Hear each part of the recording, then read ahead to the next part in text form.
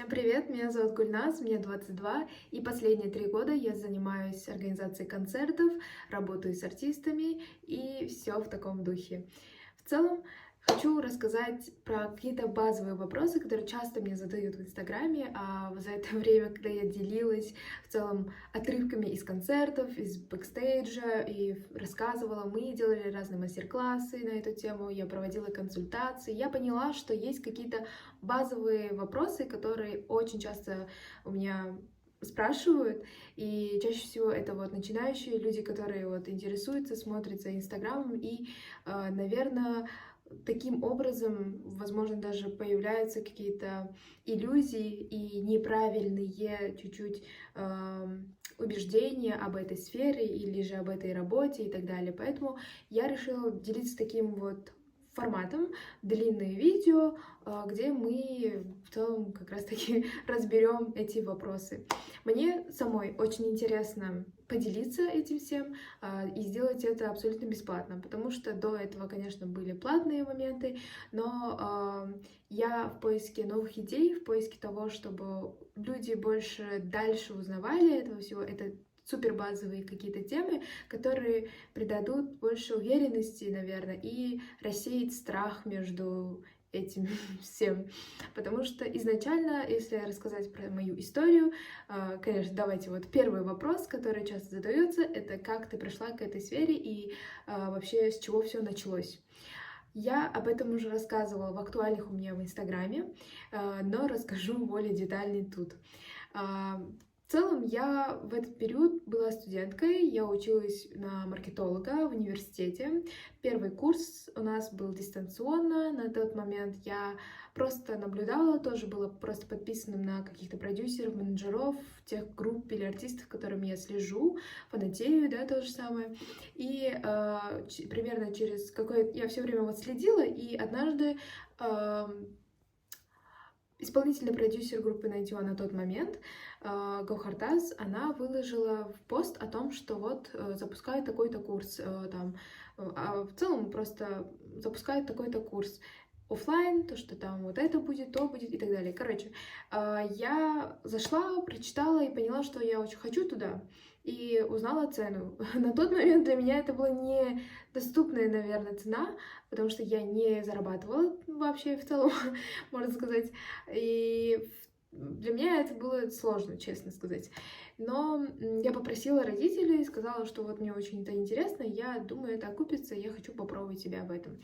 Вот. И в итоге я попала на этот курс, это был оффлайн, участников было 7 девочек, мы пришли к ним в офис, это уже один первый эффект вау, то, что мы сразу же зашли в офис, там, Jizzy Entertainment, это офис 91 и так далее, и это супер классное ощущение на тот момент, и мы, ну, я по себе скажу, я была очень скованной, я очень была закрыта, я не умела выражать свои мысли, или как-то вот... Я не была открыта, короче говоря, в целом и знакомству, и к тому, чтобы прям брать и забирать у кого-то, не знаю, проект или в целом быстро адаптироваться. Но в целом, если так посмотреть, у меня есть быстрая обучаемость, если мне показать, объяснить, что, как сделать, я, в принципе, там разберусь. Вот, с этими мыслями началось мое обучение там. 7 дней мы проходили теорию по разным темам, как основа, из чего все состоит, какие группы, либо люди бывают там и так далее. Короче, терминология в этой сфере, как все устроено, что после чего работает, вот это все мы разбирали. Было очень интересно. И в конце был сюрпризом, то, что нас всех взяли как стажеров в организационные, в ее проектах и звали на проекты в целом. Да, что-то это тавтология получилось. Да, короче, вот мой первый проект. Мы там же организовали первую съемку. Она была для нового YouTube-канала, как я помню сейчас. Мы организовали, позвали артистов, сняли это все, познакомились, конечно, между всеми этим там другими менеджерами, видеографами, монтажерами и узнавали, конечно, что как происходит, так скажем, щупали и пробовали потрогать все своими руками. Дальше Через какое-то время меня она позвала на другой проект, который не касаемо ее работы, так скажем. Это был проект EFC, Алмата-Арене она проходила, это бокс, это бокс, и я отвечала за гримерки. Мне дали задачи найти вот эти вещи, там принести, купить, там и так далее, расписать какие-то расходы, заказать что-то, найти, то есть вот такое вот в моменте надо было все решать и быть более шустрым. Были, конечно, форс-мажоры, когда мы не нашли там принтер, нам нужен был принтер, кто-то он должен был приехать, его подключить, короче, тут любые навыки были нужны, то есть я уже разбиралась, ну, в целом я пользовалась так, наверное, очень активно компьютером, и нужно было вот подключить принтер к компьютеру. Я поверхностно это знала, но в моменте у меня это не получалось. Короче, стрессанула я из-за этого тоже. Потом все как-то вот завершилось, там, конечно, были много, там лидогенератор был еще, который я впервые в жизни видела на тот момент, и я поняла, и мне надо было разобраться, как она работает, подключать там, собирать лед и нести вот гримерки, потому что там, ну, бокс, вы сами знаете, да, там синяки, кровь и так далее.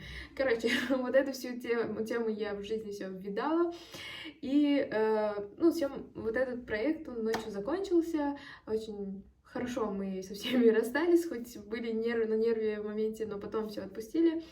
И все. Я думала, это мой единственный проект, который у меня будет, и в целом у меня такие ощущения были, что, о, интересно. Интересно, но не хотелось бы это каждый день такую кровь видеть, например.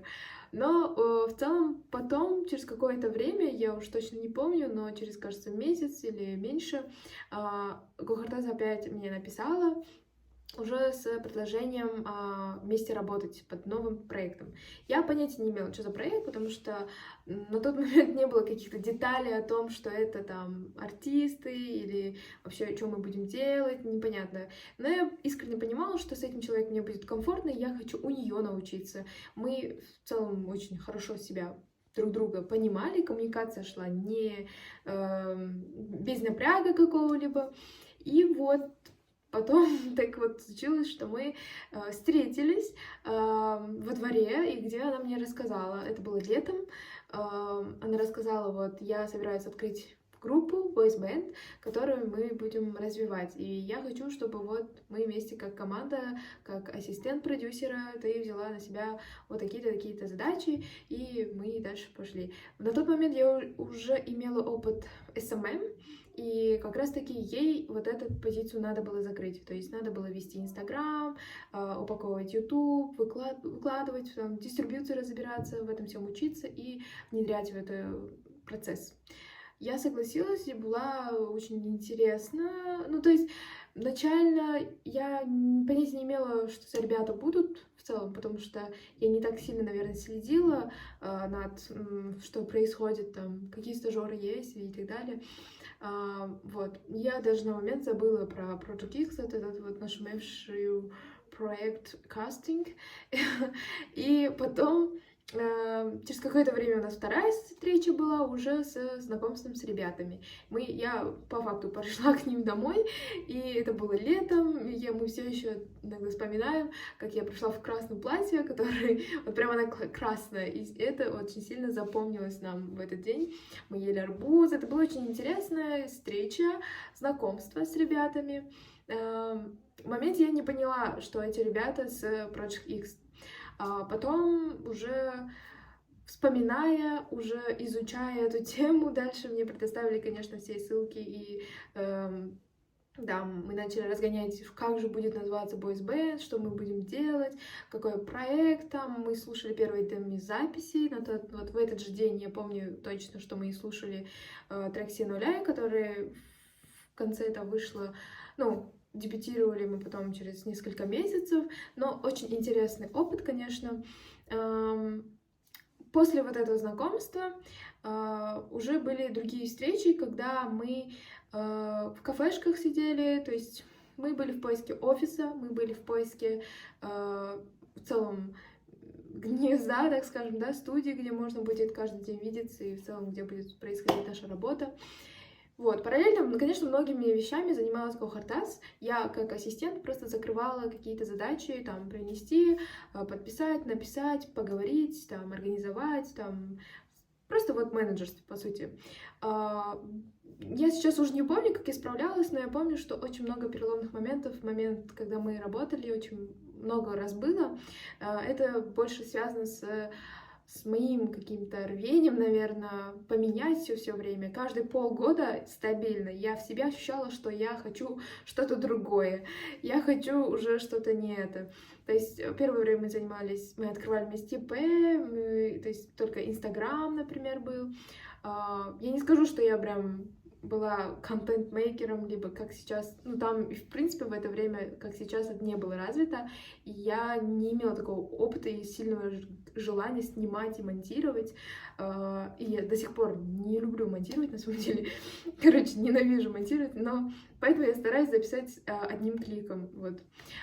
В общем, говорю я о том, могу говорить об этом, наверное, очень долго, вспоминать этот период, но так или иначе в эту сферу я прошла именно через Гохартас, именно через вот это одно предложение тому, что давай вместе попробуем вот это сделать. Это было не то, что давай попробуем, давай сделаем это, потому что есть четкий план, есть четкие уверенности. Да, наверное, каждый, кто в команде, внутри себя ощущал вот эту нотку неуверенности, потому что капец страшно, потому что все это делают впервые, то есть ребята впервые становятся артистами, то есть Гохартас тоже впервые как главный продюсер. В команде также был музыкальный продюсер, как Макей Лут, он тоже впервые брался за одну группу, типа, полностью, да, то есть у всех был разный опыт, и каждый отвечал за свои зоны ответственности, и я тоже впервые работала с артистами. И такую вот совокупность, наверное, это даже супер весело было, потому что каждый делал для себя челленджи, каждый для себя проходил трансформационные какие-то моменты, и очень мне сейчас приятно вспоминать этот период, так как это вот тот самый, наверное, старт или трамплин, возможно, который определил, что и как я могу проявить свои навыки. Вот, в целом, я думаю, этого хватит, чтобы ответить, как я пришла к этой сфере. Если вот прям очень коротко сократить, я пришла через курс. Потому что в какой-то момент у каждого, наверное, бывает чувство, что ты делаешь правильно, что ты вот хочешь, ты понятия не имеешь, к чему это приведет и как это дальше развернется, но в моменте бывает такое чувство, что это тебе надо. И когда ты чувствуешь эту готовность, надо идти, даже если страшно, и в моменте не сливаться. Потому что, не буду врать, очень много было моментов, когда я хотела просто слиться. Я хотела, можно вот отсюда, вот давайте закончим, всем пока, наверное, мне тут уже хватит. Но нет, благодаря моим же друзьям, подругам, которые на тот момент меня сильно поддерживали, и я, конечно, делилась всеми эмоциями на том же курсе первом, где мы попали в Гохартас, где из 7 девочек была Ружан. О, меня сейчас убьют. Ужас. На том же курсе, где...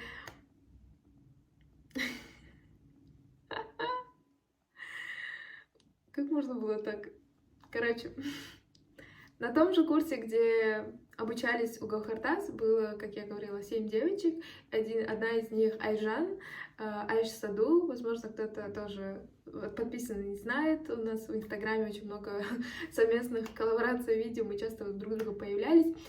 Вот, мы с Айжан как раз там и познакомились. В первом проекте UFC мы тоже были вместе. И дальнейшие все наши трипы по разным проектам, по разным знакомствам, чувствам, вот это вот преодолевание себя, тоже мы проживали вместе. Я хочу это сказать и отметить момент, то, что очень важно не отвергаться, не закрываться, наверное, да, а делиться. Даже если очень страшно, лучше хотя бы кому-то сказать, что тебе это сейчас страшно, и вы поделитесь этими эмоциями и проживете его очень весело. Поэтому я хочу поблагодарить, воспользовавшись этим видео, Айжан за то, что она все это время была вместе, за то, что поддерживала. Я тоже очень надеюсь, что смогла поддержать и мы до сих пор в целом общаемся, я не то, что прям как будто я прощаюсь, нет. Имеется в виду, что вспомнила это, то, что вот этот период, он очень гладко, и переломные моменты проживались как-то легче, сглаживались какие-то углы, наверное, потому что то рядом у меня были доверенные, классные, открытые, не знаю, сердцем благодарные люди, и я очень рада этому. На этом, думаю, все. Я ответила на ваш вопрос о том, как я попала в эту сферу и как все началось. И это история 3-летней давности, и мне было тоже очень приятно вспомнить это вместе с вами и поделиться. Надеюсь, вы не будете бояться и пробовать себя в чем-то новом и давать себе возможность открыться миру или каким-то новым возможностям. Всем спасибо. Пока.